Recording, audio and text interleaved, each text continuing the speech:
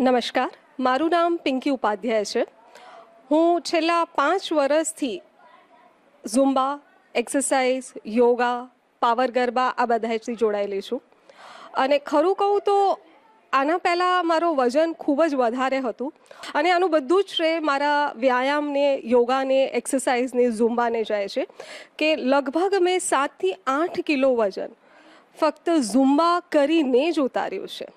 અને ઝુમ્બા ખરેખર કહીએ ને તો ડાન્સ સાથે, ગમ્મત સાથે વ્યાયામ કરવાનો એક સ્વરૂપ છે કે જનરલી આપણે જોઈએ કે જિમમાં જાઓ, એક્સરસાઇઝ કરો તો થોડા સમય પછી આપણે બોર થઈ જતા હોઈએ છીએ. પણ જ્યારે ઝુમ્બા એક એવું માર્ગ છે કે જેની અંદર તમે ડાન્સ કરી, મ્યુઝિક સાથે તમારા શરીરના દરેક બોડીને તમે હલનચલન કરી અને એન્જોય કરતા, મસ્તી કરતા, મજા કરતા, અને એ વ્યાયામ ક્યારે તમે કરી લો છો તમને ખબર નથી પડતી.